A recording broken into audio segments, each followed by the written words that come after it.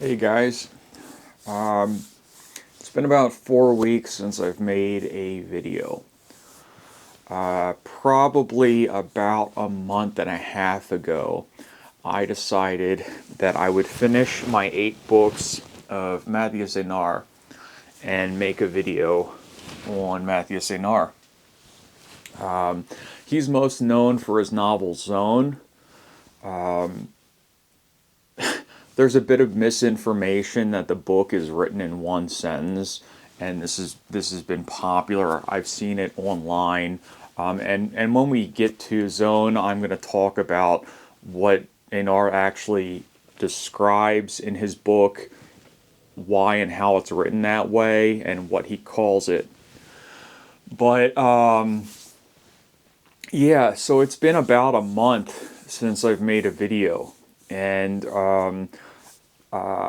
what happened was that Énard's second to last novel, to my knowledge, is a pretty hefty thing. It's about 500 or 600 pages. It's called Le Banquet Annuel de la Confrérie de Fossoyeurs, or the Annual Banquet of Gravediggers. And I would have expected this novel to take me about a week to read. And I was reading it, and I just started getting really unhappy with it. It wasn't anything about the novel. Énard is a very talented stylist. There are issues I have with his style, but this ended up taking me twice as long. And then I wanted to read Le Rue de Voyeur, which I just finished. And about the last week, I'm on some medications because who isn't? You know, everybody's on medications. Nothing like real serious, but I've been going through some medication changes, and I was sick. Like, I was physically ill for several days of the last week. So I did finish Le Rue de Voyeur and Voleur, excuse me, the Street of Thieves. But basically, what I'm saying is that if you haven't seen me for a month, which you probably haven't, I haven't made any new videos. The reason is because I was going through kind of a malaise, and then not exactly an illness, but I was feeling ill and had some days that were not perfect. Regardless, now I have finished 8 novels by Mathias Énard. It's most of his novels, but it's not all of them. But if you're interested in an overview, really, of most of Énard throughout his career, and especially his most famous novels, look no further. I'm Mark, clean-shaven now for the most part, and this is several books.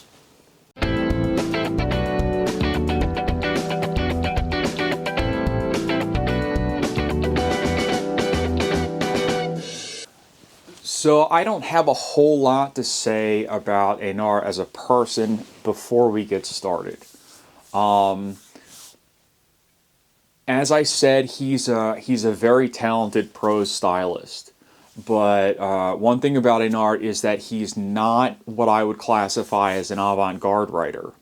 So the book Zone, which is often described as being written in one sentence, that's not actually how the book is written. And there are multiple sentences in the book, and then there's the question of run-ons and so forth. But there's a French writing technique basically that he's using. Énard is a brilliant guy. He's a college professor, I believe. Right now, he's living in Spain. He's lived in France, and he's lived in several places, I believe, in the Middle East. He studied the Middle East in university and became an Orientalist of sorts. One thing I will say about Énard is that, to my knowledge, he's only written fiction in French, but he speaks several languages.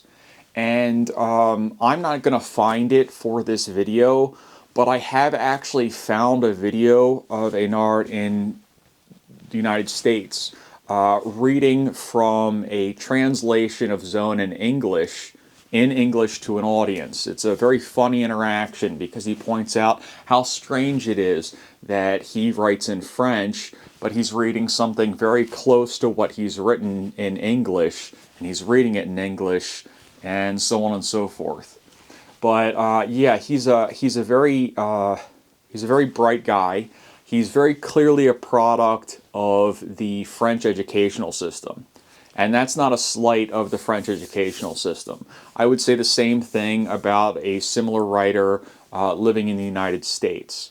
The reason I bring it up is because when I think of avant-garde writers writing in one sentence, an entire novel, and possibly writing with Arabic in the text, my first thought is Guyotat.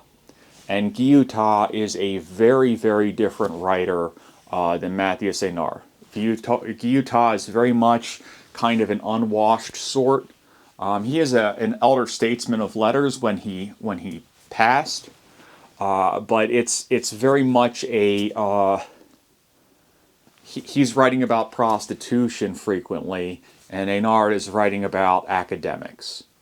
And so that's a line I want to draw, because when I do see online that Zone is written in one sentence, now that I've read 8 of Énard's books, I really think you're setting certain people up to be disappointed with the work because it's maybe not quite as boundary defying as other works. Of course, that doesn't mean that Énard is a bad writer. So, without further ado, let's go through the books of his that I've read. The first of these books is Remonter L'Orénoque. I believe this is set in Venezuela predominantly. It's in South America. L'Orénoque is a river, I'm pretty sure.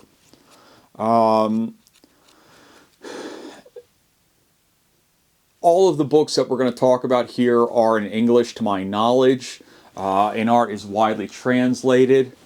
But this book reminded me most of the James Salter book, A Sport and a Pastime. And basically what it is a love affair between a young nurse who I think is about 25 and an older doctor who's about 40. And then there's another doctor who's writing the book. Kind of a love triangle, but the real relationship that matters is the 40-year-old doctor that I first mentioned. What I do want to say is that, as I've said, Énard's a very beautiful writer. The descriptions of surgery in this are very interesting and not quite like anything I had read before. That said, this is not his best work. I believe this was his first novel. It's only about 150 some pages. I don't have a whole lot else to say.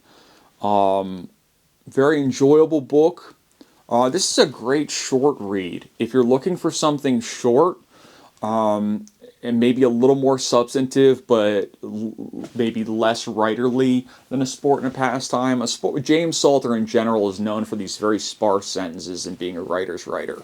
I'm not sure Énard would be called a writer's writer exactly, but this is the descriptions of the surgery make the book. They're so beautiful, and it's so unusual to read that as what's happening in a novel. The only other surgery I can think of is an issue of rhinoplasty in Thomas Pynchon's V, and certainly it's much more beautiful in this than it is comic in V. I don't want to ruin the end of the book, but it's tragic. And it will leave you not liking some of the characters. Because the book is a good short read, I'm going to rate this higher than I think I'm likely to rate some of his other shorter works. I'm going to say that this is like a B+. Remonter L'Orénoque is a B+. Again, think of something somewhat similar to James Salter's A Sport and a Pastime, but the prose is much more lavish. The second book of Énard's that's in my list that I've read is Zone. Now, as I said, Zone is kind of known on the internet for being written in one sentence.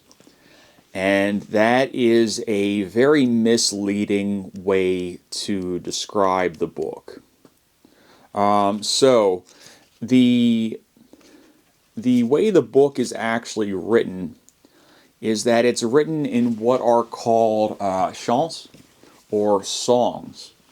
The other two books that I know of that are written with the name chants in the title or in the style are Tombeau pour 500,000 soldats, 7 chants.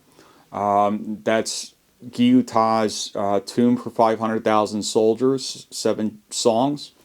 And Chants du Maldoror, which is a classic of French fiction. So Chants du Maldoror is kind of between a poem and prose, which is similar to the Guillotin book, which more resembles a novel. But basically, the word is used typically when you're writing prose poetry.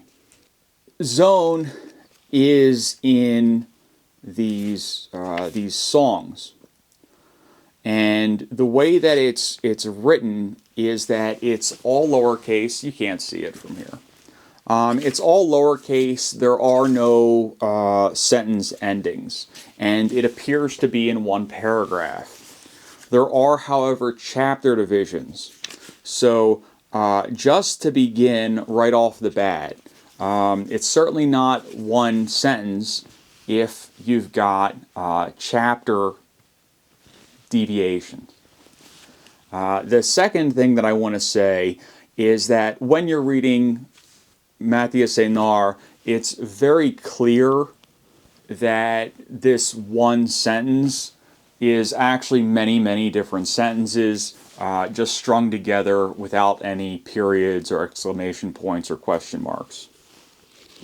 So what I want to say also is that the main story of the book is a guy riding a train, and he's a spy. And between the chapters of this guy riding this train, there are other chapters that are typically from the perspective of his colleagues or friends. About halfway through this book, I believe, these chapters, one of them starts using punctuation for periods or something similar. I could be wrong, but that's what I remember. So again, I just really want to push back on this idea that this is one sentence. It's not one sentence. To call this one sentence is to call somebody's, some of these great, more contemporary European novels one sentence.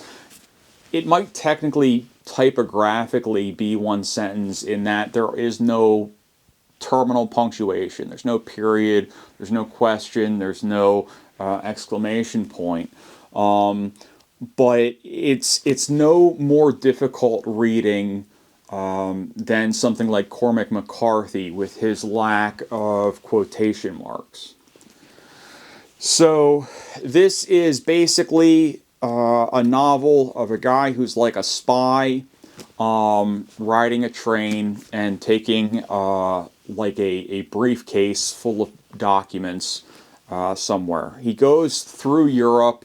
You get a lot of meditation on different countries in Europe and different artists that came from those countries. You're really getting like a good artistic history of Europe in like a contemporary, in a somewhat normal, contemporary modernist sort of reading list. He talks about people like Paul Bowles and William Burroughs because the book does involve the Middle East. But yeah, it's like that. I don't want to ruin the end of the book. One thing Énard does is he does kind of tack his ending onto this book and his other books. It does conclude satisfactorily. You're like, wow, that's definitely an ending. But what I want to say about his endings is that at a certain point when you're reading Mathias Énard, when there's, say, 50 pages left of the book, the tone changes. And suddenly you're in a position where it's like, oh, I'm at the end of the book now. And the theme does change. You're getting the kind of characters in this that you would expect someone working in espionage to know. Different characters in the Middle East and areas in Eastern Europe where there have been great political strife.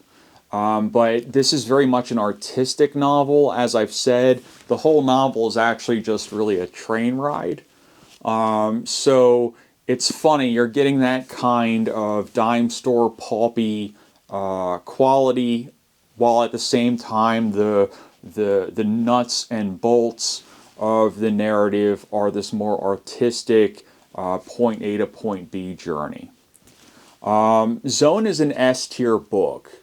There are only two books that I'm going to rank S tier here, and that is Zone and Boussole or Compass. Those are the two that are most known in the United States. This is a great book. I don't think it's a perfect book. I'm a little surprised. Over the past couple of years, I've seen nothing but praise for it, and a lot of people have told me that it's one of their favorite novels. It's not one of my favorite novels. I just look at this as a good piece of globe-trotting fiction, as well as some mild experimentation and some very beautiful prose. So Zone is in S. After that, we have Parleur de Bataille de Rois et d'Éléphants. Tell them of battles, of kings, and of elephants. This is a piece of historical fiction about Michelangelo. It's very short, only order of 100 pages, 120 some pages maybe. My copy is about half notes. This is a nice little French thing they put out for students. I don't have a whole lot to say about this. It can be basically read in one sitting.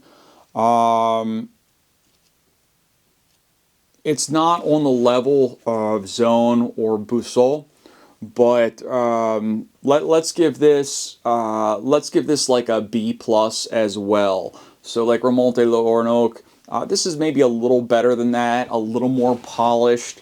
It's a little newer, written later in his career, but it's kind of the only book of his like this that I've read.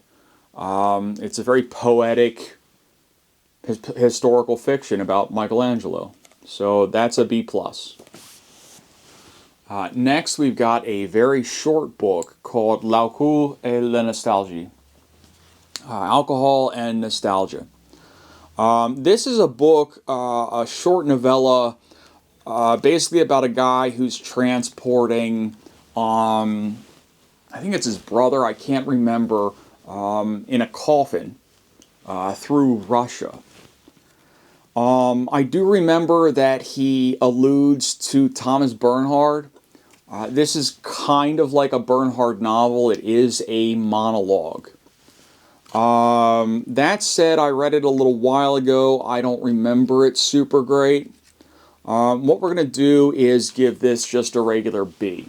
I can't really say anything negative about it, but there's not a whole lot going on that I really want to praise about it either. As I said, I can't remember it very well. It's a monologue. It's about 80 pages. It will remind you maybe of a Thomas Bernhard novel, but I don't have a whole lot else to say about this. Not too bad, not great. B work. Next is Rue de Voleur. This is Street of Thieves. This is the book of his that I've read most recently. Now, about the first 2/3 of this book aren't super interesting to me. You're going to read it and be like, yeah, Mathias Énard knows a whole lot about Morocco and Tangier. But the novel does sort of pick up toward that last third of the book. Essentially, the story is that a guy leaves Morocco with no money. It's a little complicated. He doesn't just up and leave, but he kind of does just up and leave. With no money, and goes to Spain. While he's in Spain, he has a job working as a... he works for a mortuary, doing different things. He's treated terribly at this job. It's not clear he's legally in Spain. Like, the whole situation is kind of shady. And his boss is terrible. He watches these horrible videos on YouTube and stuff like that. And what ends up happening is the guy poisons his boss. And so that takes the place of the focus for the last third of the book. The book does redeem itself, but as I said, the first chunk of the book is very much just like, wow, he certainly knows a lot about Morocco. So let's give this a B+ as well. That's Rue de Voleur. The next book we've got is Boussole. Now, this is what Énard won the Goncourt for.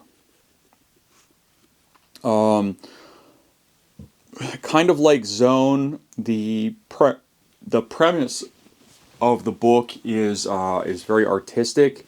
It's basically a guy who is spending the night writing through memories of different people. There's a love interest. There's some occupational intrigue. But the guy is a Middle Eastern scholar. The book is, in my opinion, his best work. I like it more than Zone. I thought Zone was good, but it kind of reaches at times. This gives us a much fuller view of Énard's interest in the Middle East. Again, he is an expert on that region. So this is not... there's no one-sentence story in this. This is a fairly conventional novel, but it's written very beautifully. It is the whole book takes place in one night, and he does reflect on things throughout that night. Let's give this an S, and yeah, that's Boussole or Compass. Now after that, we've got Le Banquet Annuel de la Confrérie de Fossoyeurs. The annual banquet of the Gravediggers Guild, I believe, is how that's translated. Now, this is like Énard's other work in that there's a region that his character is studying. The strange thing about the work is that the region is a place in France. It's a real place. When I started the book, I thought it was fictional, but I did discover that it was real. The book opens about the first 150 pages or so are written as a journal. Then there's kind of a longer book with more characters, kind of more akin to his other long work. And then the book concludes with a journal type conclusion as well. About the first part of the book, like the first half, has a sort of a humor about it. I kind of lost the humor as I continued through the book. There are a lot of allusions to Rabelais and Pantagruel and, Gargantua and Pantagruel by Rabelais.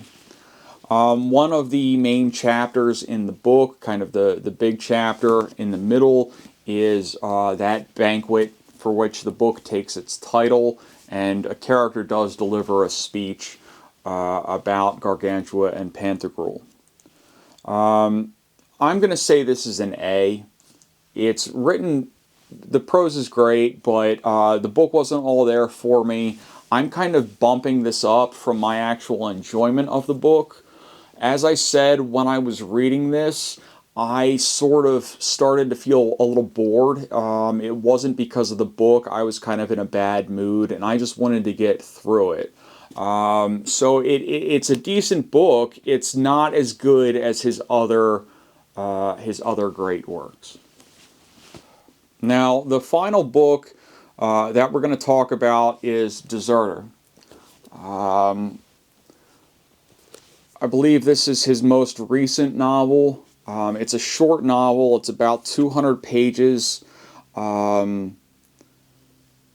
It's kind of a dual novel. You've got like a story of, I think it's a mathematician in one half, and then the other part is like a guy who is in the Middle East and goes AWOL.